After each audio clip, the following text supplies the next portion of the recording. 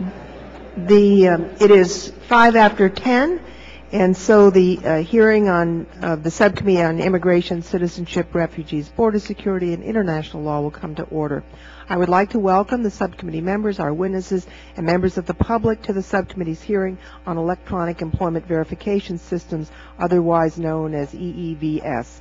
Systems which, if made mandatory, as some have proposed, would affect all 163 million United States workers and 7 million employers in the United States.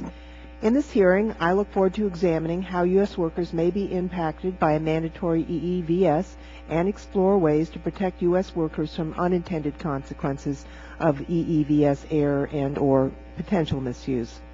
Last year, the Immigration Subcommittee held 2 hearings on employment eligibility verification systems in the context of comprehensive immigration reform. The first hearing on April 24, 2007 examined problems with the current paper-based system as well as the electronic employment verification system. And the second hearing on April 26, 2007 explored proposals to improve employment eligibility verification with emphasis on EEVS.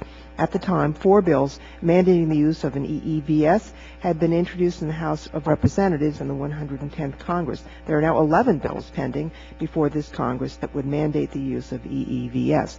Currently, the only functioning EEVS is known as Basic Pilot or E-Verify. It's a voluntary program. Less than 1% of all employers in the U.S. are currently enrolled to use E-Verify. In addition, the Government Accountability Office says that only half of the registered employers are active users who have used the system at least once. At the current level of use, according to DHS in August last year, E-Verify received approximately 2 million queries a year.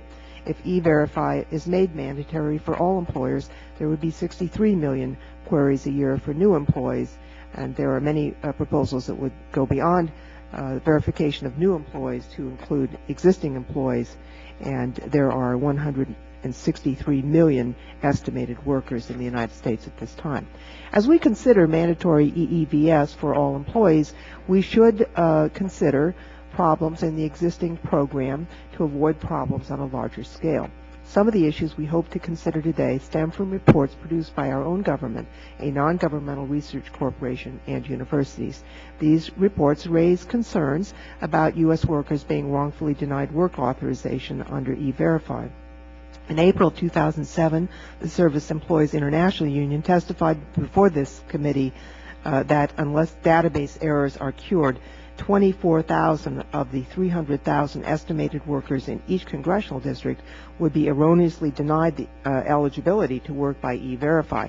That did catch our attention because all 24,000 of those American citizens will be calling our offices. The reports have also documented some employer misuse of E-Verify.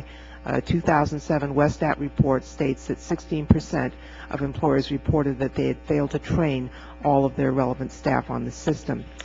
In addition, although E-Verify prohibits registered employers from using E-Verify for pre-employment screening of job applicants, this practice is common among employers.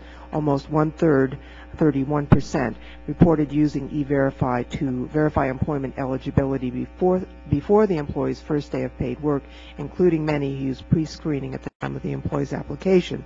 Employers also reported significant difficulty meeting the requirement of verifying new employees' information in 3 days of the employee's first day of work.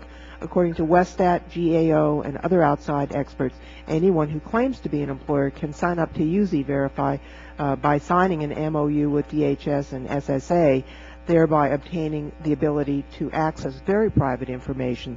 So we want to make sure that whatever we do as we move forward does keep secure the private information of our Americans. These are just some of the issues that have been raised. Before the Congress moves forward on an effort to expand this system, we want to consider the issues thoroughly so that they may be appropriately addressed. And I hope that this hearing will provide us with a thorough understanding of these issues and the opportunity to identify ways to address them successfully. With that, I would recognize our ranking member, Steve King, for his opening statement. Thank you, Madam Chair.